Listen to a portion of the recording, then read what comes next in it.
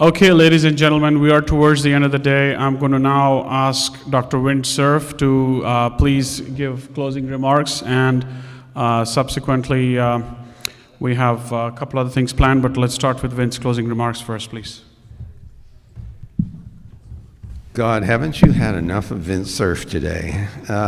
First of all, I want to say thank you to Vinay for literally organizing all of this. I know we had a team to help, but you saw him today in real time managing everything up and down. Can we just thank Vinay?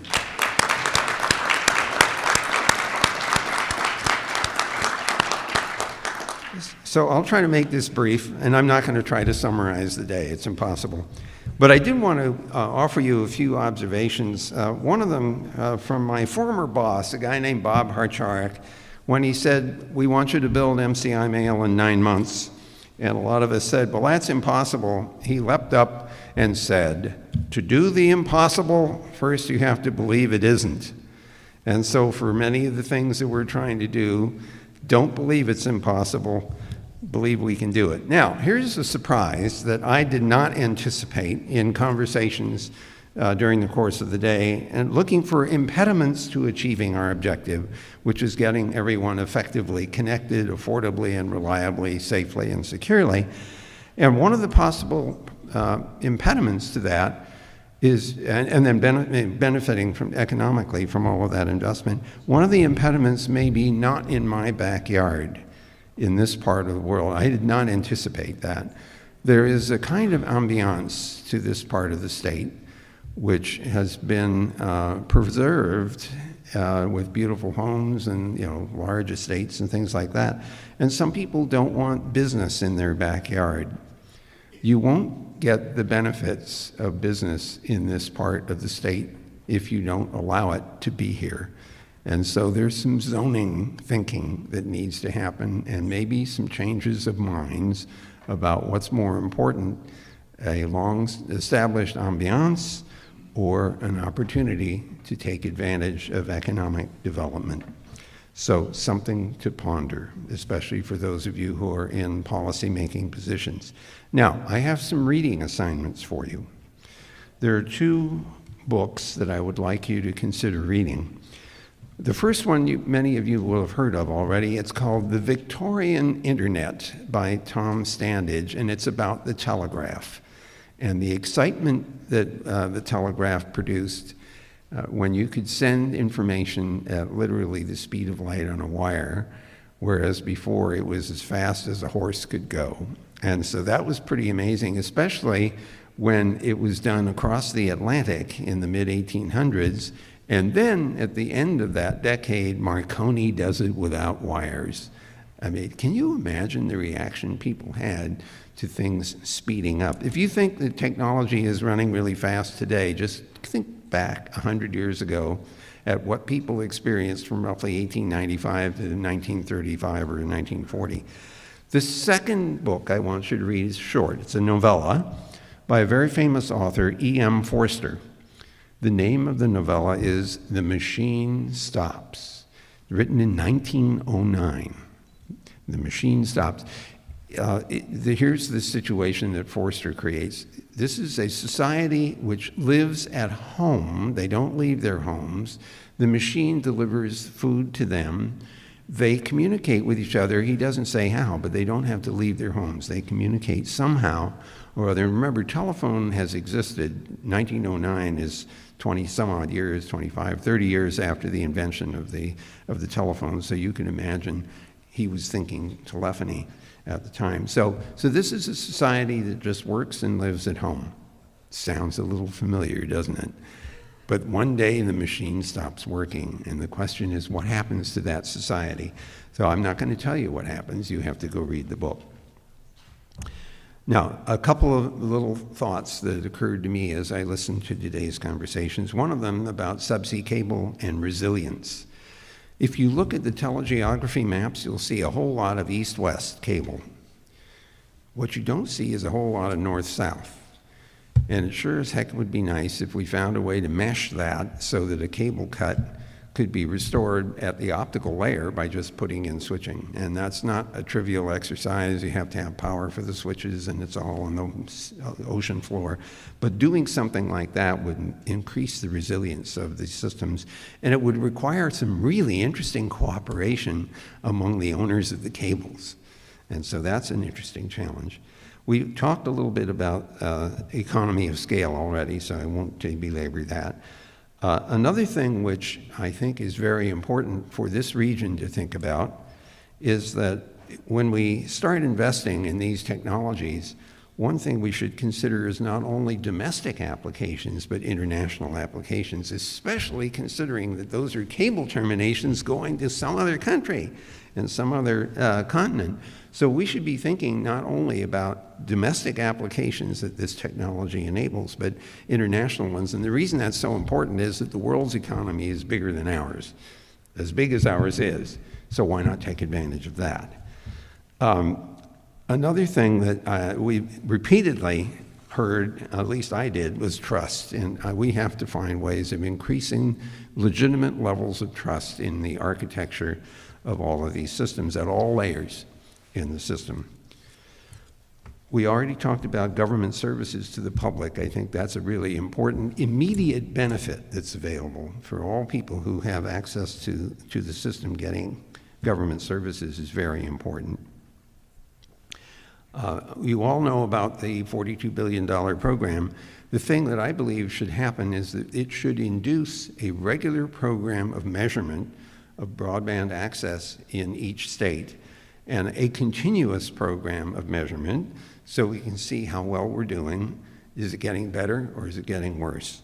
And we want that to be a neutral measurement, so it's not distorted by a provider, but rather it's gathered based on standards that we agree on for measurement. So I would urge that. I can tell you that two words that have repeatedly come to my mind, not only in the course of today's discussions, but more generally, are accountability and agency. And the reason I bring those two words to you is that I believe people need to be, and organizations and countries need to be held accountable for how they use the internet.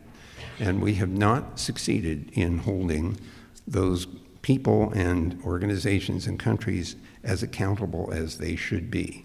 And that's going to require international cooperation because some of the harm can occur across international boundaries. That's going to be a really interesting international negotiation, but it's absolutely necessary. Agency, on the other hand, is about giving people, organizations, and even countries the ability to defend themselves, to protect their citizens. And I do recognize the irony of all this, because the same mechanisms that might protect the citizens might also be abused by a government to protect the government from the citizens, as opposed to the other way around, not the outcome that we're looking for. I think the last point, I did want to make one fiber observation. I sit on an advisory board at the University of Southampton in the UK. The guy that runs the Optical Research Center there, Sir David Payne, has been not only experimenting with, but actually generating hollow core fiber. Now, why is that important? This is the bar bet that you can, and somebody says, well, you can't double the speed of light. And the answer is, well, you almost can, because if you could build a hollow core, you could transmit the light through the atmosphere, or it's not even vacuum, instead of going through the glass. And light propagates in glass more slowly than it does in the atmosphere. And oh, by the way, even if it's erbium dope, which, by the way, he invented, or yttrium, or any of the other, rare earths, you only get narrow slices of wavelengths that propagate well, depending on what the doping was. But if it's propagating in atmosphere, you get this huge wideband channel that carries, all of those wavelengths. So it's a really cool idea, and it reduces latency because it's being propagated faster. Probably get about 1/3 less latency as a result. So you can win a bet on the idea that you can actually increase the speed of light as long as you move it out of the glass and into a hollow core fiber. The last thing that I want to leave you with is the question that I mentioned, or the observation I made at the beginning, which is it may be more important to figure out what's the next problem than it is to be figuring out how to solve the one you know. Because recognizing that a new problem is coming is sometimes extremely valuable and important. And I'm sure all of you sitting in this room are now thinking about what's the next problem we have to tackle. And with that, I'll stop and ask Vinay to return to the stage to help us through the last bits of today's session. So Vinay.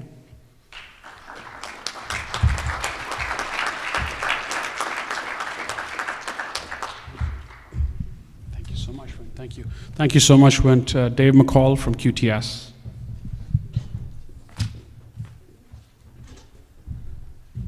Well, for just a second, I thought I was going to fool everybody into thinking I was Vinay. Very similar. What a day. We've made it to the very end. Right now, I would love to call up Secretary Merrick and Secretary McDermott and Yasmin from Interglobix. We have a special Lifetime Achievement Award we would like to issue. If you guys could come up here, please. It's only you? Yes. That's enough. Come on up.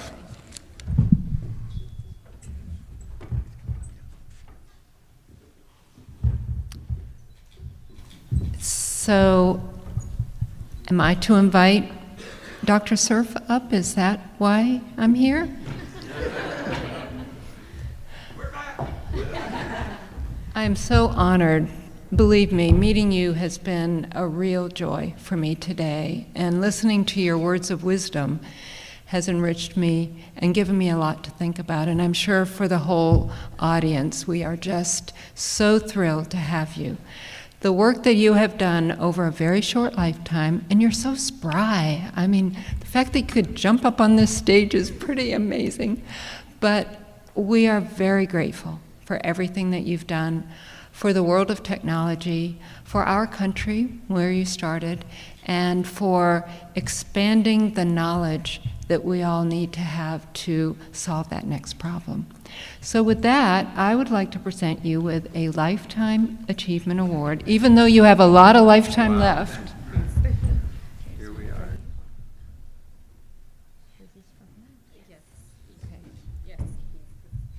There's more, there's more than one. Oh my God, look at this. There you go. As a founding member of IEIC, and for all of the work that you have done. I can't shake hands now, right? I can shake my hand. Well, So thank you.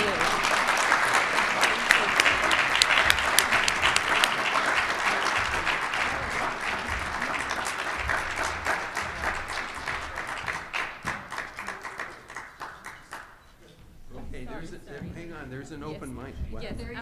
You have to use it, Louis. Yes, yeah, I So do. if you, So you need and to I can take these hold, away. yes, I can All hold right. them for you, thank right. you. I just want you to know that when this happens, you wonder whether it's all over because it's the Lifetime Achievement Award, and I'm having, you ain't seen nothing yet.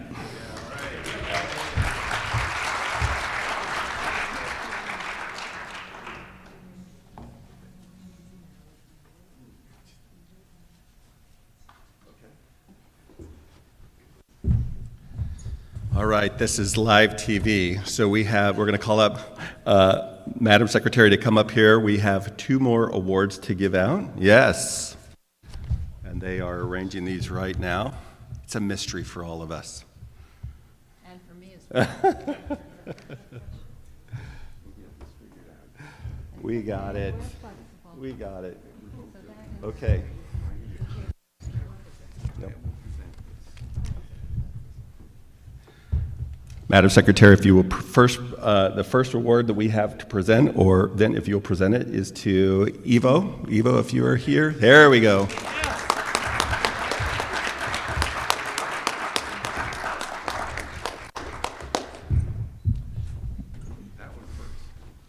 So this one is for a founding Oh, member. that's okay. And that can start with this one. This one's heavy. Founding member of IEIC.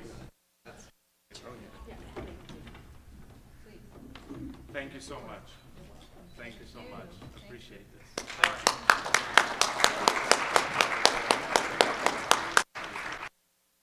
Thank you so much.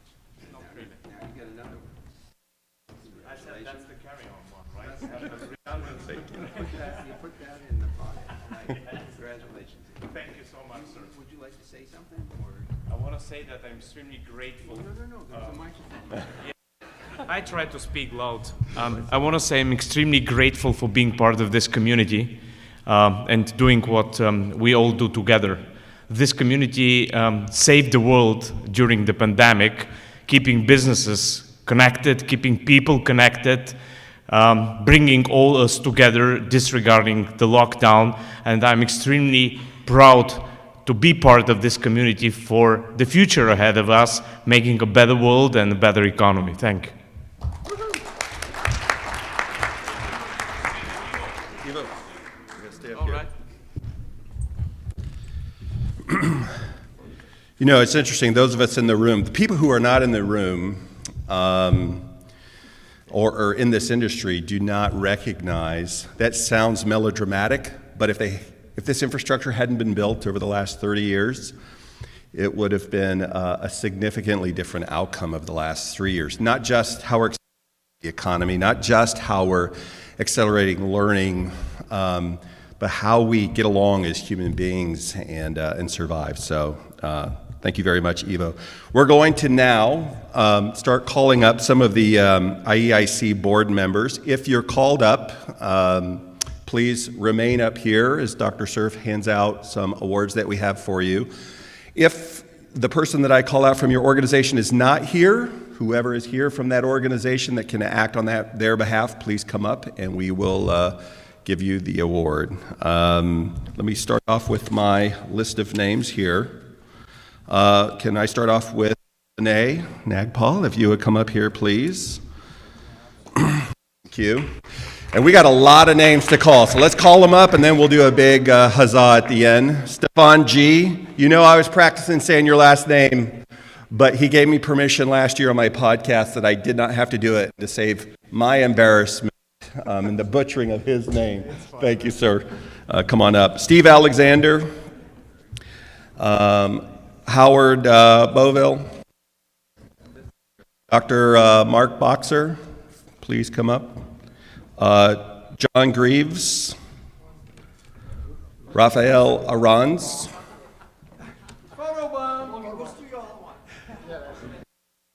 We're going to get them all up here. Andrew Dugan. Dr. Barbara Boyan.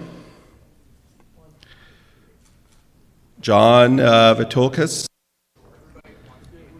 Anthony Romanello. Dr. Jason Black. Vinay Kanatkar, sorry. Krishna Narayanaswamy. And Sarah Keller. Oh, and I've got some more here. Brent Benston. Ivo is already up here. And Zaid Kating. Is everybody? Time out. We're having a synchronization problem. All right. We're trying to figure out who the hell belongs to The switches are Howard. Yeah. We're really good at building infrastructure. We're amazing. But coordinating the last mile of 16 feet from that stage up here, I think we need more pastries, personally. More pastries. Next session, it's going to be, how many technologists did it take to hand out awards?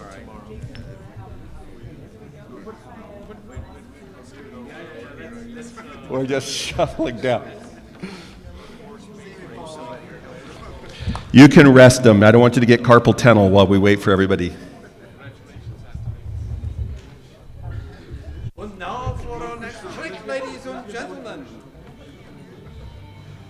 Okay, here we go. Sign, keep it here. We're going to get the pictures.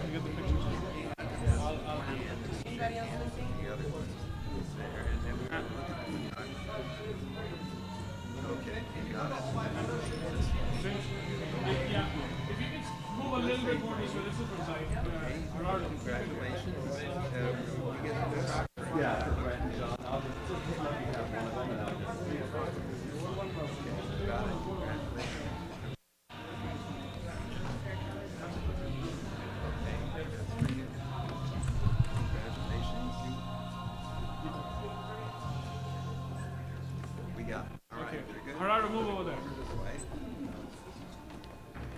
Now this works. That's, yeah. There's Jason. There you go. All right, we're documented. Take that away. You got two. No, you. No, no, wait. This way. Congratulations. Oh, wait. This way. Get your picture taken.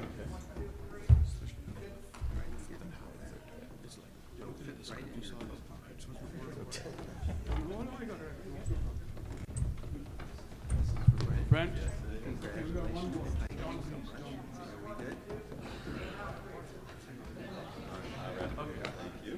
Let me hold this. No, you hold this. I'm going to hold this. One more for him. He's special. Oh, I get a second One one. more. One more. No, It's based on weight. I've got to get two. Okay, now, Scott, you tell us how do you want Where's Vince? Can you see everybody? Do we miss anybody? No, I see a lot of glass on the table. But we have room to spread out, so let's go and spread out. All right. Spread out. Dr. Cerf? Yes. No, I have not seen this. All Jasmine. Wow. That is nice. That's nice. That really is very. Okay, does this work, or do we need to? I see a couple on the back on my left. I have plenty of room. All right, there we go. All right, we got everybody ready. Get in front.